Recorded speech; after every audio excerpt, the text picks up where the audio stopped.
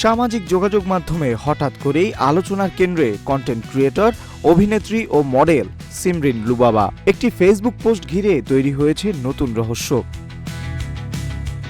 ৩১ March বিকেলে নিজের verified Facebook পেজে একটি ছবি প্রকাশ করেন লুবাবা। ক্যাপশনে তিনি লিখেন, আলহামদুলিল্লাহ, দুটি আত্মা এক কিবলা। এই বক্তব্য থেকেই মূলত বিয়ে নিয়ে জল্পনা শুরু হয়। তবে এখন পর্যন্ত পরিবার থেকে কোনো আনুষ্ঠানিক নিশ্চিতকরণ পাওয়া যায়নি।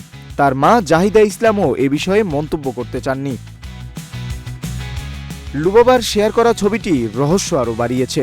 ছবিতে বরকনের মুখ স্পষ্ট না থাকায় পাত্রের পরিচয় নিয়ে ধোঁয়াশা তৈরি হয়েছে। কেউ বলছেন তিনি প্রবাসী, আবার কেউ ধারণা করছেন তিনি একজন আলেম।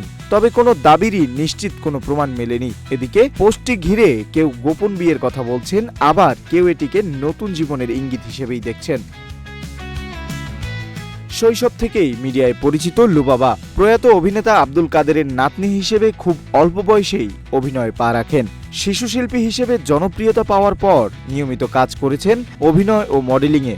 তবে গত বছরের শেষ দিকে হঠাৎই নিজেকে আড়াল করে নেয়ার ঘোষণা দেন। পরে জানান তিনি প্রকাশ্যে আর আসতে চান না এবং ধর্মীয় জীবনধারার দিকে ঝুঁকছেন।